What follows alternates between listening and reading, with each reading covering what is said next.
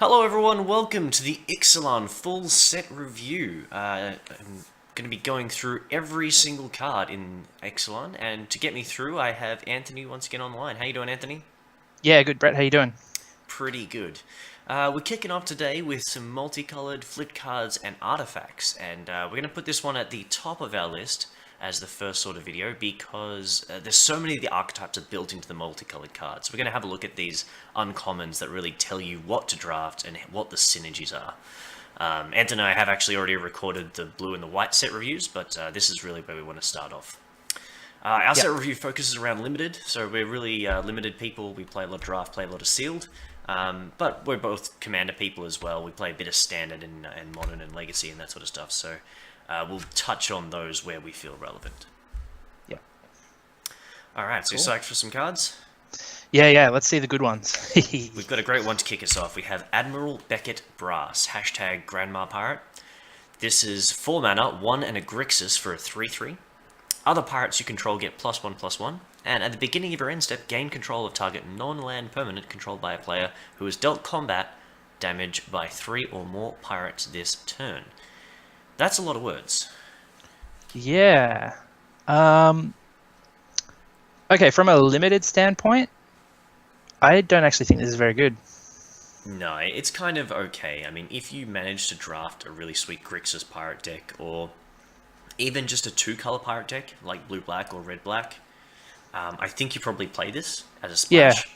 because you got treasures. So And that yeah, Anthem effect is really, really quite powerful, but I don't think you're getting the second trigger very often.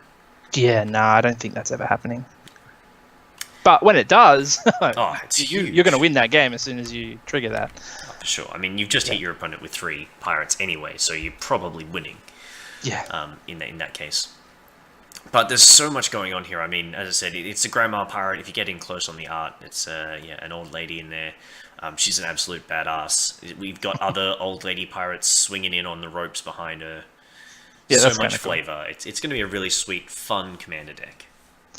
Yeah. Yeah. This is a legend, isn't it? And it lets you play with 3 colors. That's pretty sweet. And yeah, it can do some pretty cool stuff there. So, yeah, super sweet, fun card, but yeah, limited power is pretty average. Yeah, it is a mythic too, so you're not going to see it very often. Yeah, probably pick it up just for the hell of it, I would imagine. Yeah. Alright, next up. Belligerent Brontodon. 5 green white for a 4/6 dinosaur. Each creature you control assigns combat damage equal to its toughness rather than its power. So it's a 6/6 effectively. In combat, yeah, it's going to act as a 6/6. That doesn't include fight abilities, though, Yeah, that's true. which is a common green removal. This is like a little Doran for your side, or Assault Formation is a bit more recent from Khan's block, where your creatures deal damage for toughness instead of power. Which is interesting because we have seen quite a few white creatures and green creatures that do have more toughness than power. There's some big butt creatures out there. So. Yeah, there's a couple of 1/4s and 1/3s. There's a But I mean, 1/7. that's true. That's true. 4 mana too. But this guy, uh, it just doesn't seem that good on the surface, and it's not going to change your creatures that much. No, I think 7 Yeah. mana is too much for this. And I don't want to pay 7 mana for my Brontodon. Yeah, I mean, you might play it if you're in a green white stompy deck, and you can get some cool flips. But yeah, I mean, as I said, it does pretty clearly indicate that the green-white archetype is going to have some big butt dudes in it, but I don't like this. I'd rather try to push a green-white go wide strategy. yeah, Alright, let's keep going to Call to the Feast. So this is 4 mana, 2 white-black. This is your white-black uncommon. Create 3 1/1 white vampire creature tokens with lifelink. So 4 mana, 3 power, 3 toughness with lifelink. Seems pretty good, especially for a vampires deck. yeah. I really like this card. This helps you go wide. I really like lifelink. It just you can't race this kind of thing, and these chump extremely well if you absolutely have to. Yeah, this is a nice little way to stabilize the board. If you can pump up vampires, or if you need a bit of extra life because your vampires are spending your life, I really Yeah, like this thing. I think this is going to be good. This doesn't seem like one I want to early pick and go into vampires, though. I think this is I'm in vampires and I take this, or in black-white and I take this. Yeah, it's probably around the mid pack. I think it's a signal that it's open. Yeah. So if I see this like 4th or 5th, I'll move in. Yeah, so a lot of these uncommons are probably going to be like that, where they're really clear signals that this is a pair you might want to be into if you're halfway there. Yeah. Next is the Dead-Eye Plunderers. Yeah, 3 blue and a black for a 3/3 human pirate, and it gets +1/+1 for each artifact you control, and then you can pay 2 blue and a black to create a treasure. This seems really powerful to me. Yeah, I mean, 5 mana 3/3 isn't brilliant on the face of it, but we've seen so many blue and black cards that make treasure that this is a big payoff. This probably doesn't come down as a 3/3. Yeah, probably not, but then it just goes up to a 4/4 the next turn, so you just keep going up and up and up. So Yeah, this that's is awesome. not a tap ability either. Yeah. I think your house is on fire. Yeah, hang on. Oh no, they got it. They're all right. Okay. My sister's here. She'll figure it out. All right, awesome. So either it's worked or the detector is now also burnt, so it's no longer working. Well, if you see the red coming from this side, then you know I'm in trouble. All right, we'll let you know. Yeah. I was about to say that this ability is not a tap ability, so you can attack, you can block with this, and then activate the ability. And if you have a lot of mana, you can activate it more than once. Yeah. Yeah, that's why I think this card's really, really good. Yeah, really cool blue-black pirate. Yeah. The next is the Dire Fleet Captain. So this is the red-black take on pirates. Blue-black, slow, make treasures. This guy, attack. Yep. So he's a 2 mana 2/2 for red and black. When he attacks, he gets +1/+1 until end of turn for each other attacking pirate. So by himself, just a 2/2 on attacks, but any other pirates that are attacking, start making him big. Yeah, another one, the more the synergy's there, the better this guy gets. But it's on the face of it, it's not very good. 2/2 for 2 colors is not the easiest. So, yeah. It's a tricky one. This is another one where you really have to be in red-black pirates for you to want this card anywhere in your deck. I mean, we've seen bears with upside all across this format and all through Magic in the last few years, and this one is not good enough. Yeah, but it'll slot into a red-black pirate deck really, really well, and it could get really big. Yeah, definitely. So, yeah. Whoa! Hello. Gishath, Sun's Avatar. 5 red, green, white for a 7/6 legendary creature dinosaur avatar. It has trample, vigilance, and haste. Crazy. And when it deals combat damage to a player, reveal that many cards from the top of your library, put any number of dinosaur creature cards from among them onto the battlefield, and the rest onto the bottom of your library in any order. Wow. So this is pretty crazy. Yeah, this is a gigantic dino bomb. I mean, it's a legendary creature, so this is going to be the champion of all the new dinosaur decks in Commander. Yes, this is the one. I've 100% taken the bait on this guy. I want to build the dinosaur tribal Commander deck. It's so cool. It puts him into play. That's crazy. Play. Yeah, not into your hand, just straight onto the battlefield, as many dinosaurs as you like. And the best part is you have... If you can sort of build this out for a couple more colors, this kind of ability, if you do a 4 or 5 color build, you can play cards like Xenograph or Conspiracy or the new Kindred Discovery. That makes all of your creatures dinosaurs, so you can put anything into play. Yeah, that's awesome. So this guy is also going in my Reaper King deck for Scarecrows, because I'm just going to make all of my creatures also dinosaurs. Yeah. Dinosaur scarecrows that come into play and vindicate everything. That's cool. Yeah. So Commander, all sorts of shenanigans. Limited and sealed, I think this is still a pretty gigantic super bomb. I mean, you don't even need the second trigger. 8 mana, 7/6, trample, vigilance, haste. That's nutty. I'm just going to end the game real quick. And it's exactly what you want at the top of your rampy curve. So pick this up and play it in your super awesome dinosaur decks. Yep. The Hostage Taker. So this is, as far as I know, the only card that has been preemptively errated in recent Magic. Because what this says is, when Hostage Taker enters the battlefield, exile target artifact or creature until it leaves the battlefield. You may cast that card for as long as it remains exiled. What it's supposed to say is another target artifact or creature.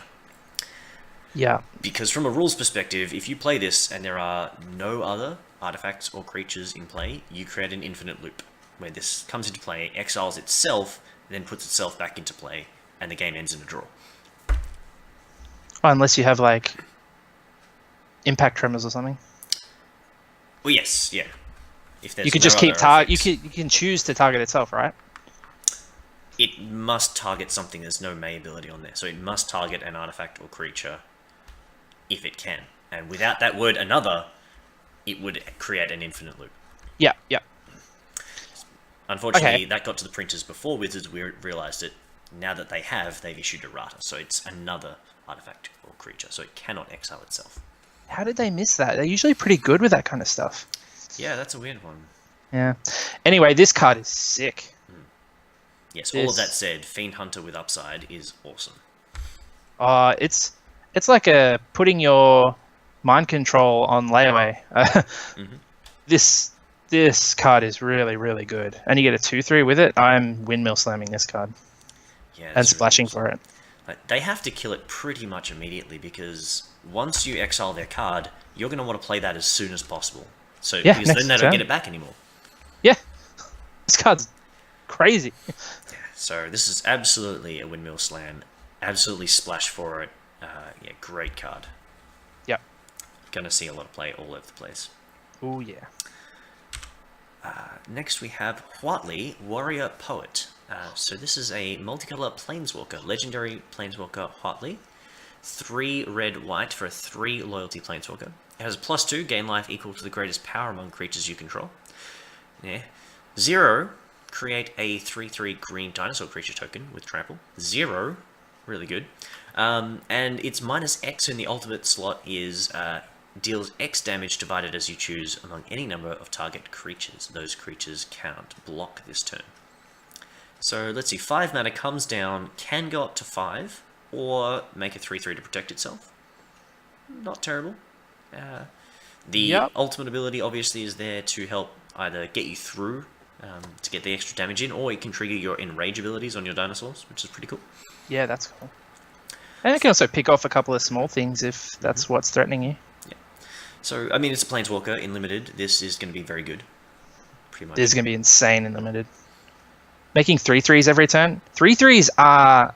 They're a real card. Like 2/2s, you're happy with that, but 3/3s, that's a good card in Limited. Yeah, and the fact that it's a 0, I mean, we just saw a World of Gideon costing 1 less mana and making 2/2s for 0. This is really strong. Yeah, definitely. And if Gideon never got to animate an attack, you'd still be happy just making 2/2s every turn. I think this will be really good. The only thing that's making this worse than Gideon really is the red in the cost. So there's less places where you can put it. But I reckon this card's awesome. Yeah, I can definitely see this as a finisher when you've got your Naya Dinosaurs deck in standard, and this comes down and just says, no blocks, attack you. Yeah, and I personally also like it as a control Planeswalker. Just be able to make guys, you have the option to sort of get some little creatures out of the way, but just making a 3/3 every turn is crazy good.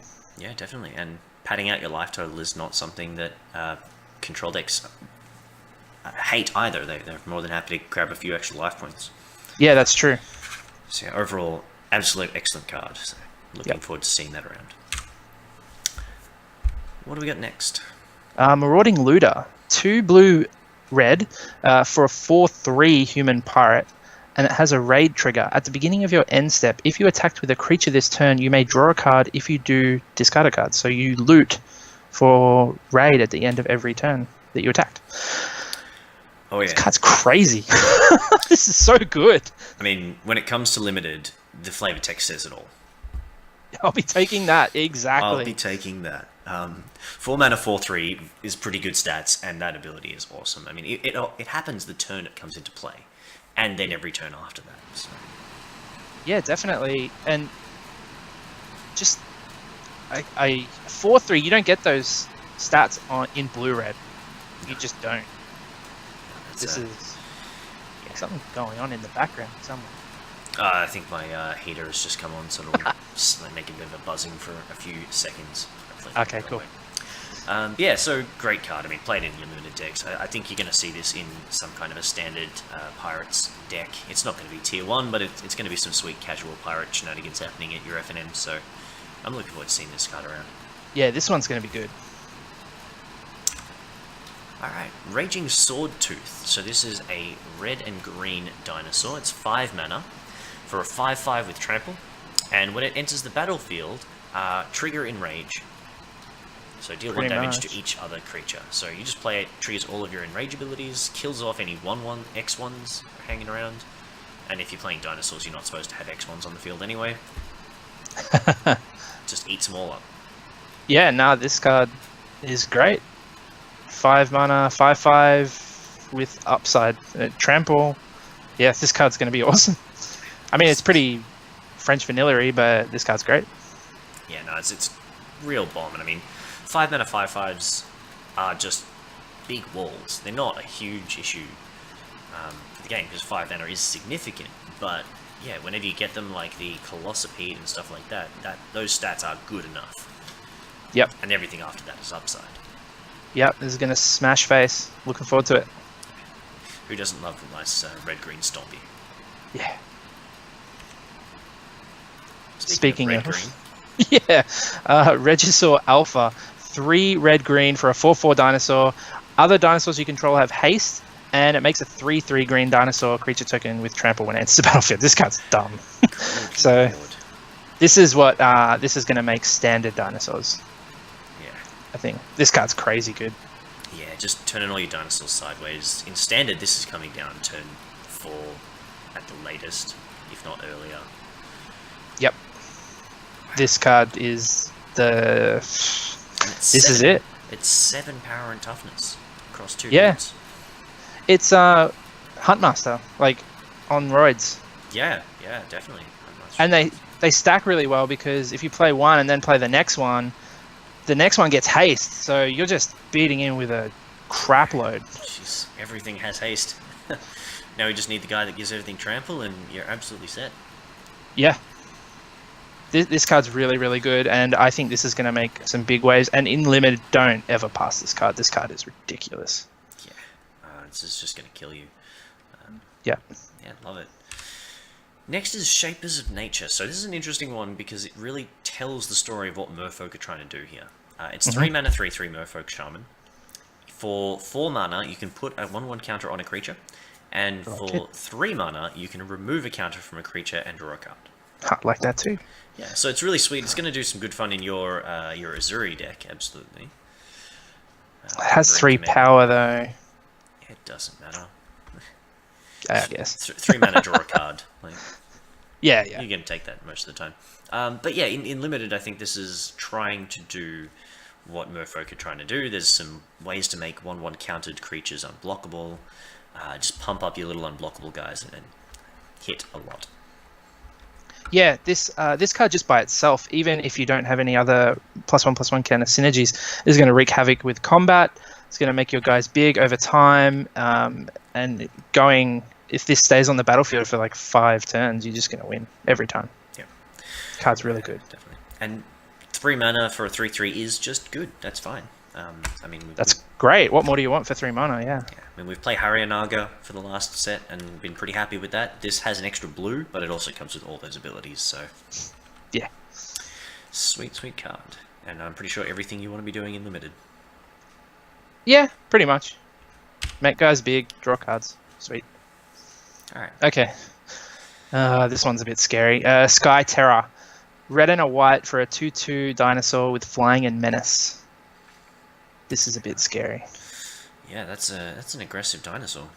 Yeah, it's going to be hard to block this. When you play this on turn 2, unless they kill it, it's going to deal like 8 to 10 damage.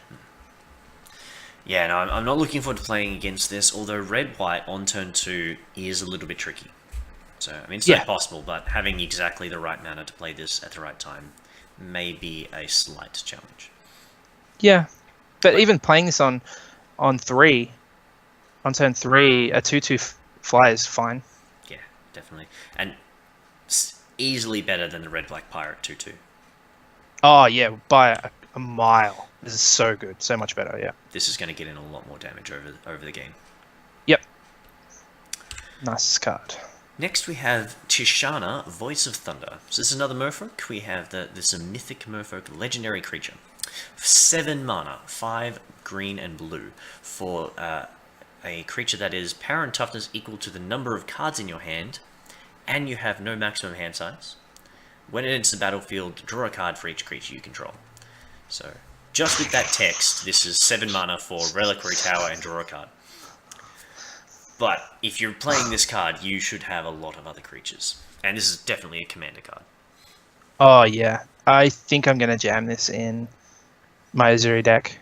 Well, I'm going to try it at least. This card seems really, really good. I love just about all the cards that say it's power and toughness equal to your hand size. Mm-hmm. This to me screams Animar. This is going into an Animar deck because that 7 mana gets a lot less when you've got Animar in play, and he just likes having lots of creatures around, so this is going to refill the hand and do some really cool things in that deck. That's Not that a really it needed good call. to help. I mean, it's one of the strongest decks in the format, but... Yeah. I've never really played with or against it, so I don't know. But it seems good by just thinking about it. Well, I'll show you my Animar deck at some point. It's a tuned down. It's a non-super competitive one, but it still does a lot of good work. Ah, cool. As far as limited goes, I'm not sure I'm happy enough with this. How many cards do you think you're drawing off it? 2, 3? Yeah, I mean, in a good situation, you're probably picking up 2 or 3. I'm okay with that. Yeah, 7 mana, draw 2. Yeah, so just say you've got 1 card left, you draw 3, that's a 4/4. Or say 2/3, so it's a 3/3, you've drawn 2 or 3 cards. I'm pretty happy with that as a card. Yeah, I don't know. I mean, if I'm playing the Overwhelming Insight card and just can draw 7, that might be sweet. Yeah, well, you play that anyway, but yeah, yeah. Yeah, I don't know. I don't think this is an early pick, other than the fact that I want to have that card in my binder. But I don't know. I got a feeling if you can draw 3 cards off it, that's insane.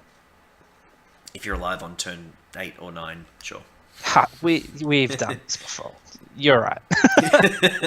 Hey, we're just this guy, just as a reminder. That takes 10 turns to kill you. We'll be right. All right, so yeah, be careful playing this card, but green ramp, like it's going to be fun if nothing else. Yeah, this card's cool. Next is another legendary creature. This one's scary. Is it Vona, Butcher of Magan? 3 white black for a 4/4 vampire knight, legendary creature, has vigilance and lifelink, and a tap ability. So you tap it, pay 7 life, destroy target non-land permanent. Activate this ability only during your turn. I find it really interesting that it says only during your turn and not only once. Once per turn. Yeah, because I think it's so it can't block so as many well. ways to untap this thing. In Commander, sorry, this is... yeah, sorry. I guess I should start with limited. Good card in limited because Vigilance Lifelink destroy something is amazing, and a 5 mana 4/4 is good. Yeah, Windmill Slam. Okay, go to Commander. I mean, you've got not Elixir of Immortality, 1,000-year Elixir. I mean, you've got Umbra Mantle. You've got so many other ways that you can untap things in Commander because there's so many good tap abilities. So we're already doing that in Commander to untap things. So yeah, doing this 2 or 3 times a turn in a format where you have 40 life to start with, it's just kill that, kill that, kill that. Bash you for 4. Get my life back. Yeah, so you can activate it as many times as you want during your turn. Yes. But okay. So it just means you can't block everyone. Yeah, unless if you're you playing want a to way do to it. untap it during Ah, someone else's okay, turn. yeah, good call, good call. Okay, I see what you're saying. Yes. Like Intruder Alarm is another card that is just like whenever a creature enters the battlefield, untap your creatures. Yeah. So that's a very common card. I believe that's a white card, so fits right in. Yeah, And yeah. yeah, it's a vigilant creature as well, so it's going to go into things like Edgar Markov's, Yeah. that sort of thing. It's going to get that sort of stuff going on. I mean, it's a vampire, so obviously it can go into Edgar Markov, but yeah, I Yeah, think yeah, it's a this really card's cool good. card. Yeah, I love it, and I think it might see standard play too. This card. It's a little bit Blood Baron of his scope. I mean, it doesn't have the protection, but the fact that it can go Yeah. into that black-white control shell, it's going to gain you life, it's going to stabilize the board, and it's going to kill the best thing in play if you get to untap. Yeah, yeah. Yeah, I mean, you want to be having some life gain synergy with it, but yeah, this card's going to be. I think it's going to be real good. Yeah, I reckon your brother's probably salivating with the opportunity to play black Ah, white yes. control again. Yeah, I think you'll get right on this. All right, so Vona, great card. Pick it early and play it. Yep, do it. Same with this one. This card's so... Vraska, Pirate Vraska. Yep, Vraska, the Relic Seeker. 4 black green for a legendary planeswalker Vraska. It starts with 6 loyalty, which is huge, by the way. Then you can tick it up +2 to create a 2/2 black pirate creature token with menace. You can neg 3, destroy target artifact, creature, or enchantment, and make a treasure. Yep, and then -10, target player's life total becomes 1. That's crazy. This is going to be a standard planeswalker for sure. Oh, yeah, I can't imagine this not getting into standard unless the format ends up staying really fast. Like if the red deck still manages to be around, maybe this doesn't get there, but any other situation, this has to see standard play. Nah, we'll find a way. This, even I'm thinking about playing black, green, red, or something for this. This seems so good. Yeah, chunned him out. I mean, it's perfect. It's got everything you want from a planeswalker. It's got high loyalty. It's got protects itself with a 2/2. It has removal, so you can have card advantage, and it has win the game written in the ultimate. So, like, what else do you want? Yeah, and the numbers are perfect on it. So it ticks up to protect itself, which is crazy, and then you can neg it twice to kill 2 things if you absolutely have to, and it ticks up twice with menace creatures, and then the neg 10 the following turn. So you need 4 blockers to deal with just those 2 things that she's put out. This is I just love this card. Really cool. The numbers are great. Yeah. From an interesting flavor perspective, her neg ability no longer kills planeswalkers. It used to be destroy target non-land permanent, which means she could kill planeswalkers. But now that she's getting a bit more friendly and not killing Jace and trying to save him, maybe that's been deliberately removed from that ability. Yeah, maybe. Maybe it'd be too good if that was the case. Oh yeah, possibly that as well. Yeah. She already makes 2/2s with menace to beat on planeswalkers, so... Yeah, exactly. I mean, yeah, that is interesting to note flavor-wise, I think. That's cool. But I don't think it takes away too much from the card. Yeah, so the only question is it just going to be straight green-black? Is it going to be Jund, or is it going to be Abzan? That's the only question you need to answer before choosing which Vraska deck you want. Or Sultai. You could maybe Sultai as well. Yeah, no, I think I'm going to start with Jund because I want to play Chandra post-rotation as well. Right. So, yeah, I'm keen on this. I'm going to start with Abzan because I want to play Vona. I'm going to play this in an Abzan sort of connection. Ah, yep, cool. Alright, so that's Vraska. Let's move on to our flip cards. So each of these, the next little section, have 2 faces. You will find them in the back of your pack, most likely. I don't know exactly how these are going to work. They're all rares, so it's probably just going to be in the rare slot. I believe, and I haven't checked the release notes, but I have to double check. You will have to reveal this if you open it to the table. The reason for that is most people near you will be able to tell you've got a flip card, and to share that officially so that everyone gets the same information, you sort of tell the table, this is my flip card. Yeah. Anyway, with that out of the way, let's have a look at Legion's Landing, which is 1 mana for a 1 white mana legendary enchantment. When it enters the battlefield, you get a 1/1 vampire creature token with lifelink, and when you attack with 3 or more creatures, transform Legion's Landing. So before we see the other side, 1 mana, 1/1, not great, but not terrible. Oh, it's pretty terrible, but it flips. Yeah, it's not the worst thing in the world. It flips into Adanto, the First Fort. So this is a legendary land. It taps for a white mana, and you can pay 3 mana to create a 1/1 white vampire creature token with lifelink. Oh my god. So just endless chump blockers with lifelink. That's crazy. Absolutely crazy to put that on a land. Yes. So this is Ijango Castle, I think, is one of the previous ones, and there's another version. Is it Kildoran Outpost? Kildoran Outpost, yeah, that's Kildoran, right. yeah. I think the J is silent. But yeah, okay. Kildoran Outpost is another version. And yeah, it's just a great card. And it doesn't seem that hard to flip. Attack with 3 dudes. Yeah, I mean, it gives you 1, so you play it on turn 1, go turn 2, turn 3. Doesn't seem that unreasonable if you're starting with this. Yeah, they don't have to even hit. They don't have to deal damage. They just have to attack.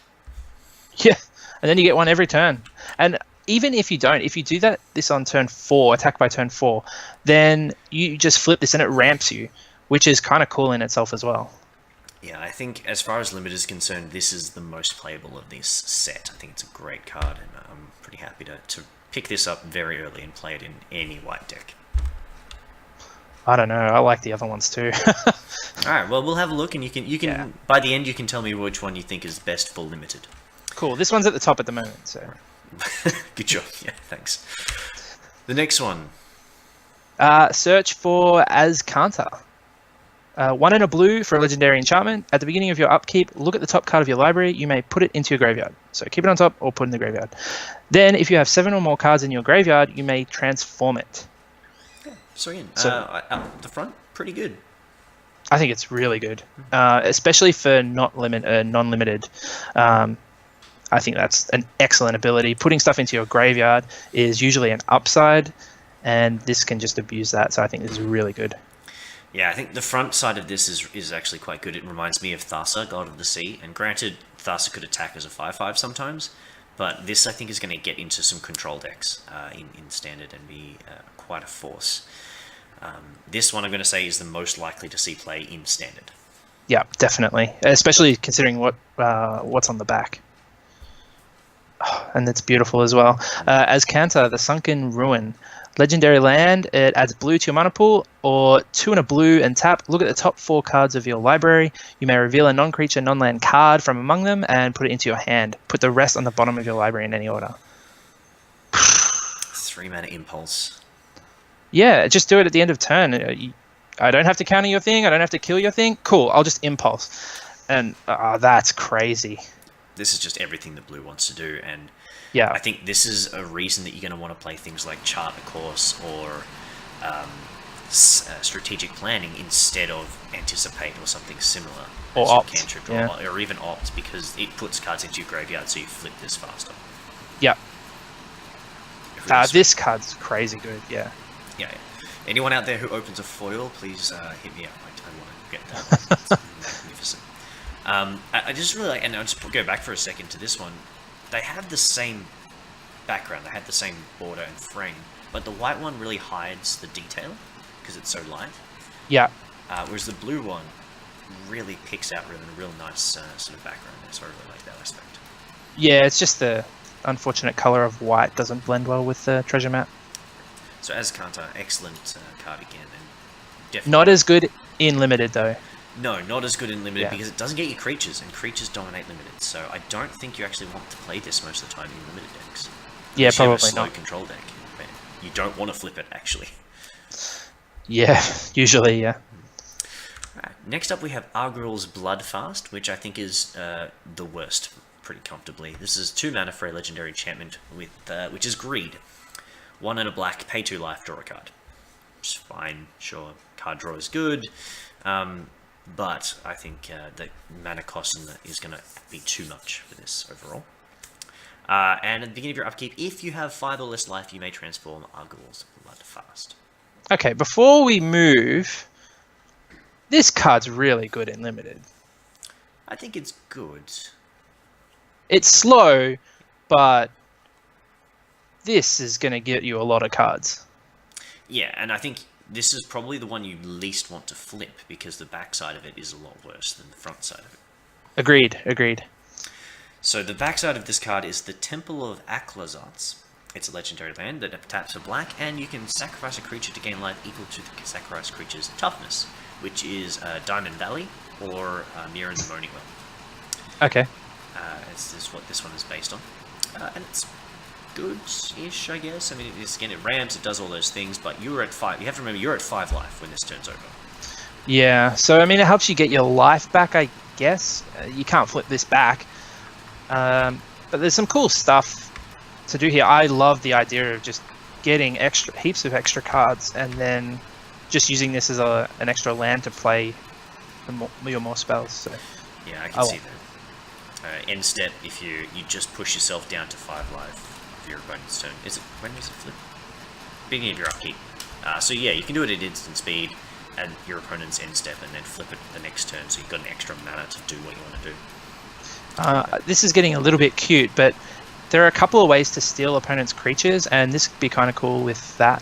So you take their guy, and then you don't have to pay extra mana to sack a creature. Yeah, that would be pretty good. Yeah. Alright, so the next one is Vance's Blasting Cannons. I really like this one. 3 and a red for a legendary enchantment, again. And at the beginning of your upkeep, exile the top card of your library. If it's a non-land card, you may cast that card this turn. Whenever you cast your 3rd spell in a turn, you may transform Vance's Blasting Cannons. I love this card. This card is awesome. This is a really cool card. I think it's the hardest one to flip. Yeah. Cast 3 spells in a turn is going to be difficult, but just getting a Chandra Plus every turn is pretty good. Yeah. This reminds me of the one from Dragons, I think. Mm-hmm. The Siege, the Red Siege. Yep. And that was a great card, especially in the control matchup. Just lets you play more spells. This one doesn't let you play lands. That's notable. But still, giving you extra card draw every turn is great. Yeah, this seems fine. And I guess this is probably the best flavor one for me. This is with the Broadside Assault. Captain Vance carved the cliffs to form her new home. And her new home is Spitfire Bastion. That's cool. Turns again into a legendary land, taps for red, and you can pay 2 and a red and tap it to deal 3 damage to target creature or player. That is crazy. So once this flips, that's just unreal. It's definitely the hardest to flip, but it's the one you want to flip because Lightning Bolt every turn just on your land is really big. Yeah. Yeah, 4 mana kill your dude, 4 mana smash your face. I really liked it. I think this is the second best for constructed. Yeah, and if someone can figure out a way to reliably flip this, then yeah, this is definitely going to get into constructed. But yeah, standard specifically. Yeah. 4 mana on the front and 3 spells is going to be a little bit tricky, I think, for any deck with enough low drops to flip this reliably. But we'll see how that goes. We'll see. Alright, and our last one is the one that got everybody talking. It's Growing Rights of Ixalan, and the front side doesn't really matter, but I'll tell you what it is anyway. It enters, you look at the top 4 cards of your library, you reveal a creature card from among them and put it into your hand, the rest go on the bottom.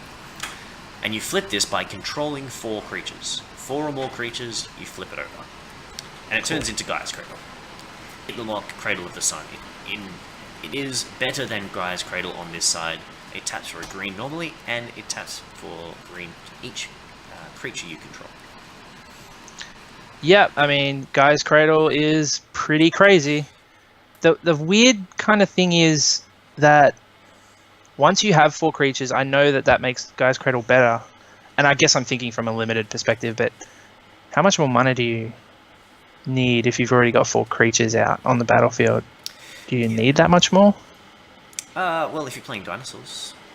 Yeah, I guess so. It takes you from, 3 to 4 up to 7 or 8, which is, where you've got your giant monsters. There were quite a few 7 mana dinosaurs, so. Yeah, I guess that you won't have any more mana problems for the rest of the game, which is just nice. You might get color screwed, but that's about all. Yeah, sure. Yeah, the biggest thing about this is, firstly, it makes Gaia's Cradle affordable for Commander, which is great Yep. because it's a $200-300 card. US, by the way. And it also puts a kind of Gaia's Cradle into Modern Elves. So Modern Elves has sort of been a fringe deck. It's kind of like Merfolk, where it's tier 2, tier 3-ish. But Modern Elves could be getting a real boost for this, because you can have your 4 creatures and tap this and play Collected Company as an instant. And you can do this on turn 3, thereabouts. I mean, you've got Hermit Druid, you've got Llanowar Elves, and you've got those and you play another elf. So you can get this down on turn 3-ish pretty easily. Yeah, that's pretty crazy, isn't it? Turn 2 on the Nut Draw. Turn 2ing this seems dumb. But yeah, that's really awesome. Really, really awesome. I hope it gets there. Yeah, really cool card. So Inlock, Cradle of the Sun. You just don't pass this because it's so many dollars. I mean, it's $20 as it is already. So. Yeah, that'll. I think it'll stay around there because people will want this forever.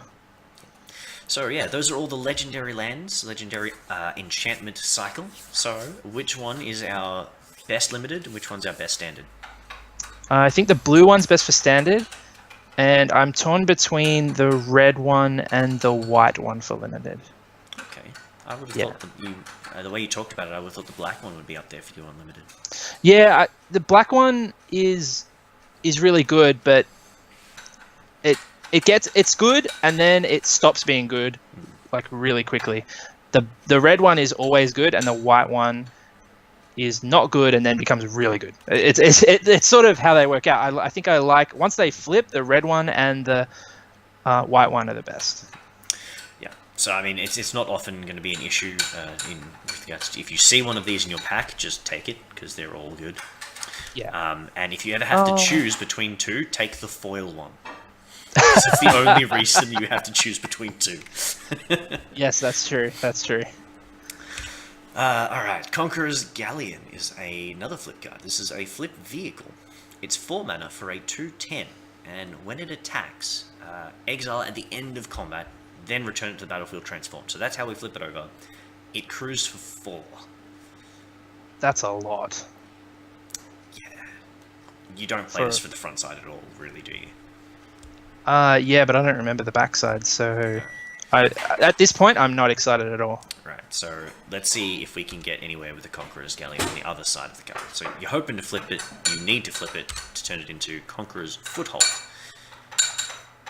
So it adds mana to your mana pool, then it's 2 and a tap to draw a card to loot, then it's 4 to draw a card, and then it's 6 to return target card from your graveyard to your hand. Wow. So in a long game, that's insane. But it's a really slow card overall, and it might just be too slow for limited. And and it's me saying that. Yeah, I think that crew cost of 4 is annoying. You are really taking a full turn off to flip this over. Like, you've got a good creature that you could attack with, and instead you're turning Conqueror's Galleon into a Conqueror's Foothold. Yeah, in some matchups that'll definitely be the right thing to do, but in most, I'd say like 80%, you don't want to be doing that. Yeah.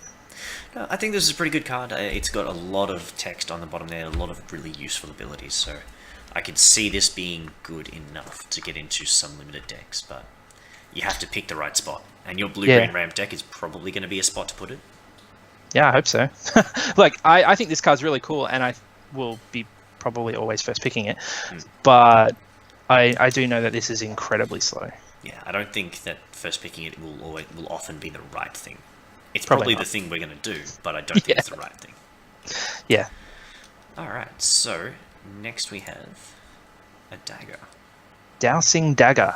2 mana for an equipment. I think this is our first equipment we've seen. When it enters the battlefield, target opponent creates a 0/2 green plant creature token with Defender. Okay, I don't like that. Okay, and the equipped creature gets +2/+1. Cool. And when equipped creature deals combat damage to a player, you may transform it. And it has 2 to equip. So on the front here, they create 2 green plant creature tokens, by the way. Oh, Two sorry, 0/2s, yeah. So basically, Okay. it's making it hard for you to flip this card by putting 2 blockers in the way. Yeah, that sounds bad to me. Yeah, I'm not liking the front of this. 2 mana, 2 to equip. Like, the stats on it aren't bad, but those 2 green plant creature tokens are going to be annoying. Oh, yeah. This is pretty good in flyers, though. If you've got evasive creatures or you've got menace creatures, this could be quite good. Yep, that's a good call. What does it flip into? Funny you should ask. It turns into Lotus Veil. Or Lost Veil is what they've called Lost it. Veil. This is a functional reprint of Lotus Veil on the back. Add 3 mana to your mana pool. That's weird. I wouldn't have picked that for this. Yeah, it doesn't make a lot of sense. They're not connected. Yeah, so you have to do a lot of work to get in with your guy and deal damage, and then you get 3 mana. I think I think I'd want the equipment. Yeah, I think if it's Most of easy the enough time. for me to get my creature to hit, like that +2/+1 on a flyer is going to be really good. I don't want to flip it. I want to keep hitting my opponent in the face. Yeah, I mean 3 mana on a land is just crazy, but in terms of limited, I don't think I want to flip it that often, and if I can't flip it that easy, then I don't really want to play it at all. Yeah, this one's in a really weird spot. I think I'm going to have to try it out to see what happens with it. Because, yeah, I mean, you're looking at a turn 2, turn 3, sort of being able to play and equip it. Maybe around turn 4. And then you're going up to 7, 8 mana. So, yeah, maybe this is a dinosaur card. Maybe this is... I hit with my trampling creature to get through. And then I can play my giant dinosaurs. Yeah, I guess. I don't know. I'm sure. Yeah. Sure. Okay. I don't know. Cool. I'm reaching. I'm reaching. I don't No, think no, this is no, good no. enough. I think you've done better than I could do to figure out this card. Alright, we're probably passing on the Dousing Dagger into Lost Veil. Yeah, no. Another flip card. Prime Amulet. 4 mana for an artifact, instant and sorcery spells you cast cost 1 less to cast. And then when you cast an instant or sorcery spell, put a charge counter on it. Then if there are 4 or more charge counters on it, you may remove those counters and transform it. Okay. Good. So Jace's Sanctum on the front, without the Scry ability, but instant sorceries cost less. Cool. Don't really care about that in limited. Yeah. So I Or don't really care about even that in in constructed. standard. Yeah. Well, it's say constructed, but Commander has a lot of sweet instant sorcery decks. And one person who really likes the look of this is Mizzix. The other one is my Kaho Namo Historian deck that really likes playing instant sorceries. Yep. And you know what goes with doing that? Forking them. Primal Ooh. Wellspring is a land that says add 1 mana of any color to your mana pool, and when that mana casts an instant or sorcery, you get to copy that spell. Okay, see, these two sides work really well together. I like this one a lot, especially for the decks that you're saying. Yeah. I think this is really cool. Mizzix is another one of those really powerful commander decks that really didn't need the help, but is getting it anyway. So this is going to slot straight into there. Well, it needs the help because everyone hates on it as soon as they see it. So, yeah. But yeah, I'm looking forward to picking up this card for my spells deck, and I think just breeze past every other format. This is not going to do anything anywhere else. No. But in Commander, this is a beautiful card and will be loved for many years. Yep. Oh, sweet one. Alright, what about this one? Another one. Thaumatic Compass. 2 mana for an artifact. 3 and tap, search your library for a basic land card, reveal it and put it into your hand, then shuffle your library. At the beginning of your end step, if you control 7 or more lands, transform it. At the beginning of your end step. Okay, cool. Yeah. Seems quite good. I believe this is a story spotlight card. I believe this is a compass given to Vraska by Nicol Bolas to lead her on some kind of a journey, wherein she evidently gets caught up in a trap, which we see on a blue card on the next spotlight. So clearly it indicates the etheric azimuth of a cryptic objective. At the Spires of Orazka, this taps 1 mana or has a Maze of Ith. So untap target attacking creature and opponent controls and remove it from combat. Cool. Cool. again, I don't know how it sort of works with the front side. Yeah, it doesn't really have a lot of connection to the front side, but this is how they give us Maze of Ith back Yeah, in another set. And Maze of Ith is a really strong ability. yeah, agreed. And this one actually taps for mana as well, which is cool. Is it worth jumping through the hoops of, let me just double check, having 7 lands to get your Maze of Ith? Probably. It helps you get there. It does, it does. Are we going to be able to do that in Limited? It's real slow. It's really depends on how good Maze of Ith is in Limited. I don't think I've ever played with it. So... Well, I've never played with it in I don't know. regular Limited. I've played with it in Cube. And Cube it's very powerful because it's stopping gigantic monsters all the time. Yeah. I don't know if it's good enough for regular Limited. I mean, it's a... What is it? It's a kind of like a removal spell that... like always has the best creature on the board. So... Yeah, it I mean, very it's much acts like a obviously pacifism, excellent. but Yeah. it does allow the opponent's creature to block, so it's like half a pacifism. Yeah. Cool. This card's I think I'm gonna try it, especially in slower matchups. This is gonna be excellent. Yeah, the other thing it does on the front side at least is give you fixing. So if you're playing 3 colors, I would put this a little bit higher on the list because you're getting to fix your land base as well. Yeah, it puts it into your hand though, not on the battlefield. That's kind of crap. Absolutely. It's slow fixing, but again, Yeah. the backside of it is a good card. And if you can make the front side worthwhile, I think you've got a serious contender. Most limited decks do not want this build card, though, I don't think. Yeah, you just got to treat it like a 7 mana card with a bit of upside. Yeah. All right, let's keep moving with the treasure map. I think this is our last flip card. This is 2 mana for an artifact. You can pay 1 and tap it to scry 1, and that puts a landmark counter on treasure map. Then, if there are 3 or more landmark counters, remove them, transform treasure map, and create 3 colorless treasure artifact tokens.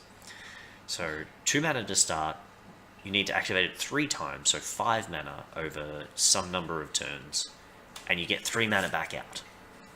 Okay. Yeah. If you've got 1 mana lying around, that's not bad. Yeah, scry 1's never that bad. Unfortunately, after your 3 scries, it turns into a treasure cove, which is our lovely background today. Which takes 4 mana, and you can sack a treasure to draw a card. So those 3 treasures you just got, you can either use them for mana, or you can use them to draw cards. I'll be Ancestral Recalling. That sounds pretty good to me. I like this card a lot. Time. Oh, yeah, it is too. Yeah, tap and sack.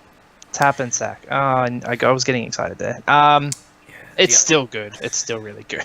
It's quite good. I don't know if it's really good. I think it's good enough. I mean, there are a few issues with this. When you transform it, it comes into play tapped because you tapped it to scry. So you don't get to draw a card straight away. You don't get the mana out of it straight away. If you're doing this at your opponent's end step, that's fine. But yeah, just keep that aspect in mind. It only costs 1 mana to scry 1 though. So, and this reminds me of there was a card in the last set. It was an uncommon. It came in with 3 charge counters on it. You could remove 1 to draw a card, and then afterwards it scries 1. It's a Sunset Pyramid. That's the one. This is sort of the reverse of that, where you scry 3 times and then draw cards. Mm-hmm. And that card was excellent. So I think this one's going to be good. Yeah, that was a good card, and I've certainly played my share of Sunset Pyramids. So yeah, I'm happy to play this card, and we'll take it in most of my decks. Yep. All right, into the artifacts now. Cool. So this is a common 2 mana artifact equipment. Cobbled Wings. Equipped creature has flying, and you equip for 1. We've seen this one before. It sometimes gets there, but usually this is kind of filler.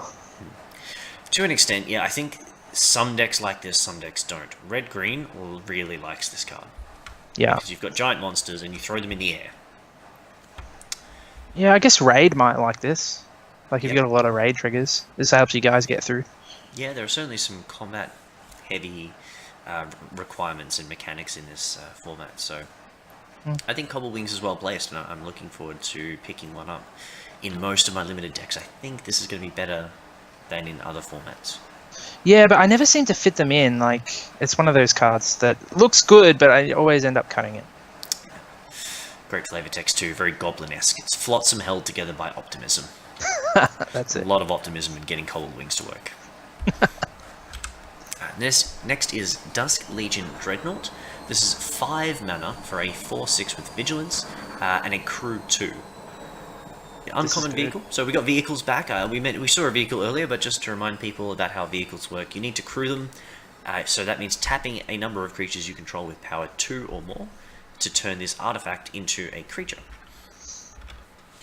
Yep. And it's only until the end of turn. Yeah. Yes. So 4/6 Vigilance. Crew 2 is pretty good. 5 mana is a fair bit to pay up front. Yeah. It is quite a bit for something that doesn't hit straight away. I like the fact that it turns your bears into something useful later on. Like, I'm pretty okay with playing this card. Yeah. And Vigilance is kind of nice on a vehicle. Yeah. Yeah, I mean, if you have a couple of bears lying around that can't get through anywhere because your opponent's played 3/3s and 4/4s, you tap one, attack with this guy. If they try and swing back, tap another one, you can block with this guy. Yeah, and there's a 4 mana 2/2 that can go search this out, and it kind of works perfectly with it. Yeah.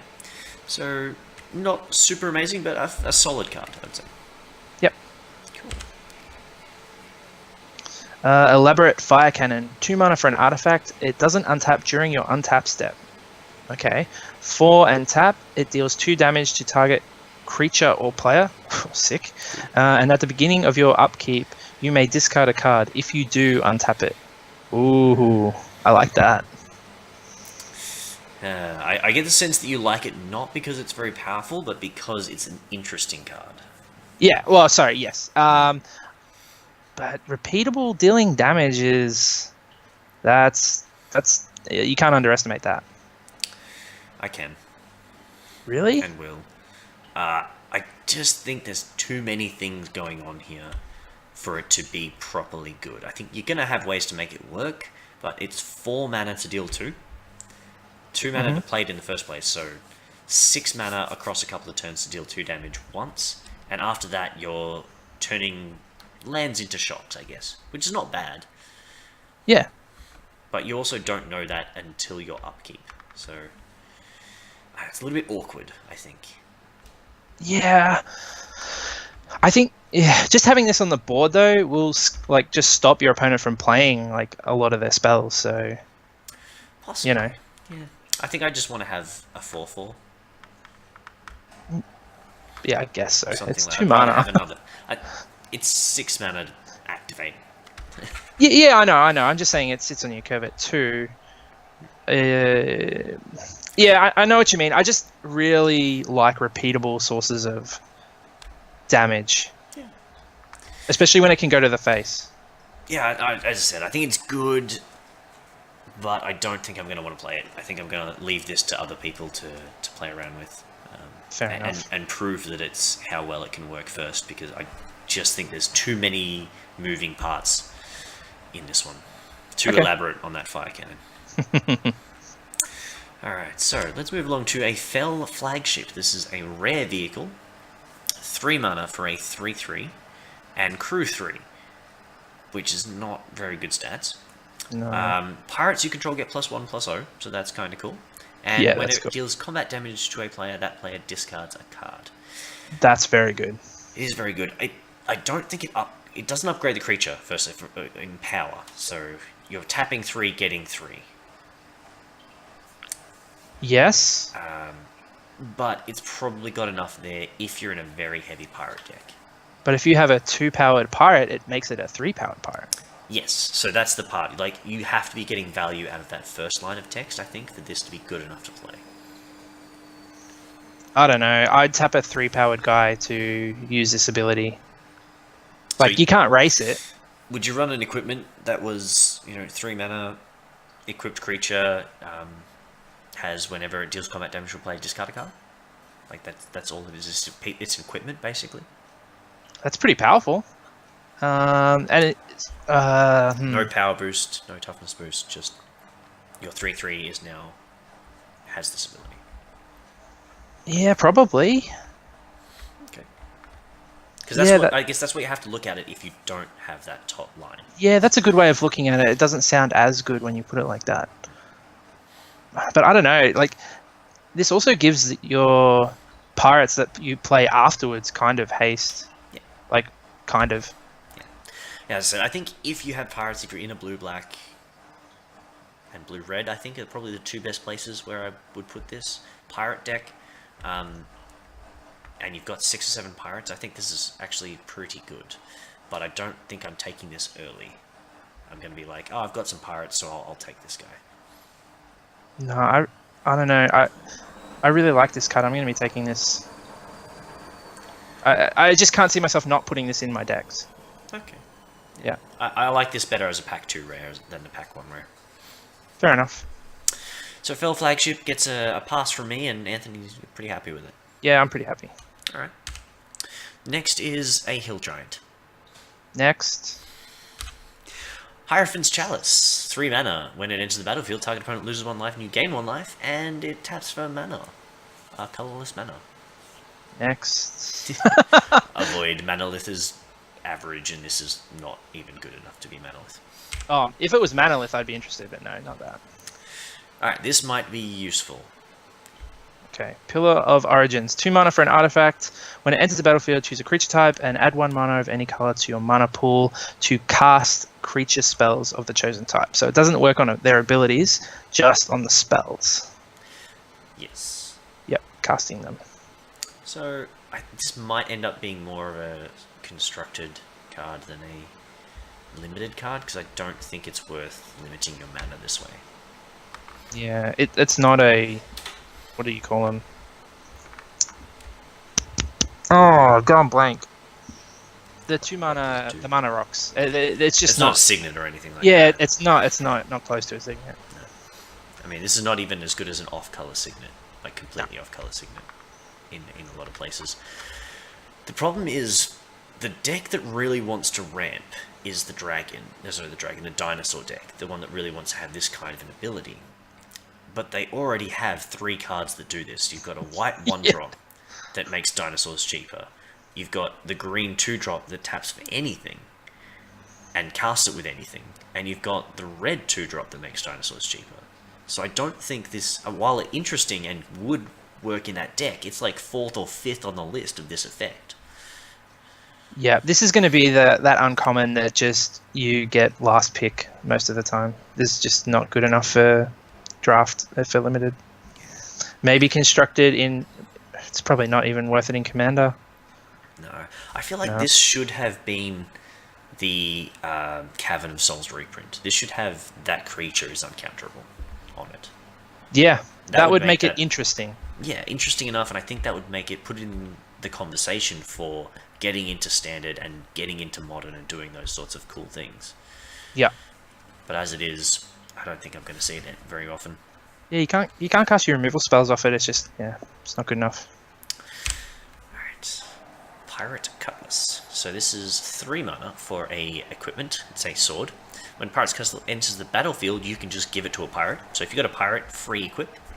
It gives the equipped creature +2/+1, which is okay. And equips for 2. So this is that Dousing Dagger without the transform. I kind of like it because of the free equip cost. Yeah. Means you can just hold on to it until you need it later rather than having to get it down early. This card's great. Oh, sorry, not great. It's good in a pirate deck. I think this is good in a pirate deck. I think this is good in a blue-white flyers deck.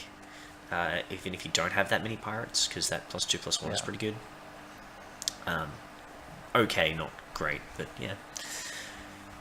And I'm guessing this is the compromise that R&D and creative came to, because I remember seeing the world building for Ixalan, and one of the card designers wanted to make Pirate Hat, which, when equipped to a creature, made it a pirate.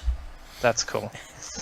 The world builders did not like that idea. They thought that was way too corny. So this is probably the midway point of that. Yeah, well, we've got Unstable at the end of the year, so that's alright. So Pirate Cutlass, pretty cool little limited card. Yep. Prying Blade. 1 mana for another equipment, gets +1/+0, and when equipped creature deals combat damage to a player, create a treasure. and it equips for 2. I don't like this. I'm never playing this. Interesting. I kind of like it. Yeah? I think it's well, firstly, I think the flavor's really cool because it's like you hit them and steal their treasure. We can pry it out off of them. But I feel like that ramp is going to be good if you get this down on a creature, even in the sort of mid-early-ish game. It gives a power boost. It doesn't cost very much. Yeah, I don't know. Like 1 mana, you can play it turn 1, turn 2, when you haven't got anything else to do. Yeah, but it doesn't give a toughness boost, and you're spending a whole card. I don't like that. Alright. I mean, Hedron Blade didn't do very much. It equipped for only 1, I think, Hedron Blade, but... Yeah, I don't remember. Which one was that? Hedron Blade was in Return to Zendikar, and it turned out to be quite good. And granted, that also triggered Surge. Yeah, I didn't like that anyway.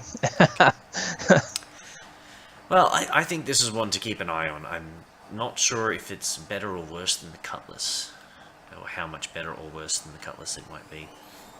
Yeah. Yeah, interesting. All right, so yeah, don't know about that one. I'm gonna say play it personally. I'm coming down on that side of it. I'll see how it goes. Alright. We have a Sentinel Totem. So this is 1 mana. When it enters the battlefield, you get to scry 1. And you can tap and tap and exile it to exile all cards from all graveyards. This is kind of Tormod's Crypt. This is another version of Tormod's Crypt. Yeah. Not that we really need a Tormod's Crypt right now, because all the graveyard decks are rotating out. Yeah. Maybe there's something in the next block or 2 that this might hate out, so that's cool.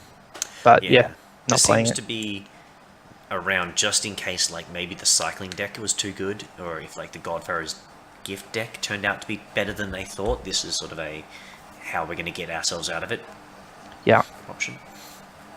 That's fine. Play it if you really need graveyard hate in standard, but yeah, don't play it in limited. Yeah, no. Alright.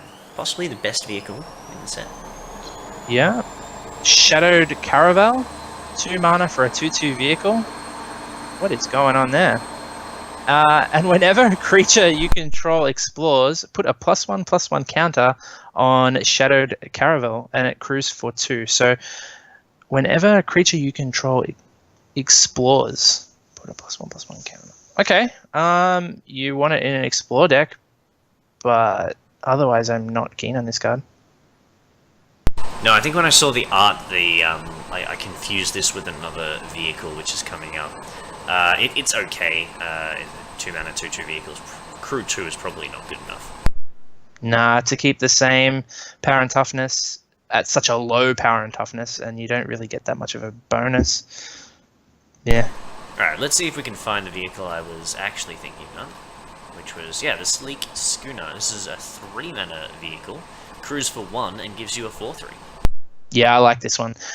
This is the fixed version of Renegade Freighter. It doesn't get +1/+1 and trample, which was stupid. But this is going to still be very good.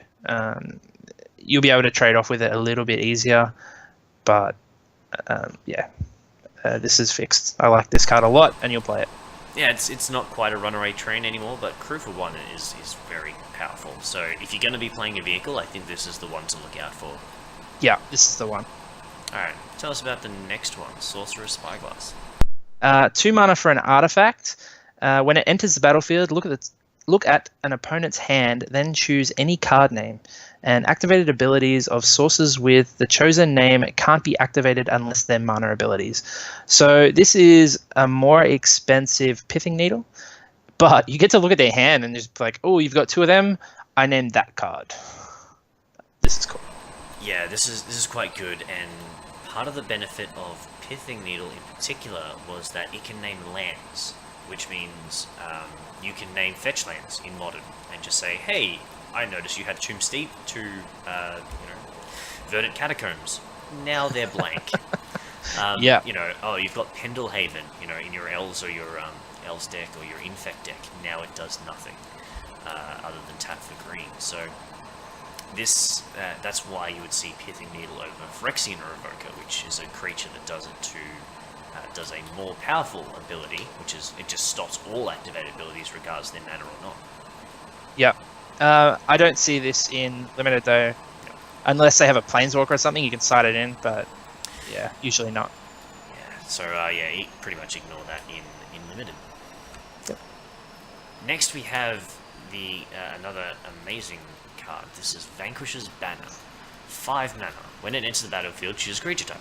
Those creatures get anthems, so +1/+1. And whenever you cast a creature spell of that type, draw a card. Love it. That seems awesome to me. This is really sweet. Obviously great in tribal decks.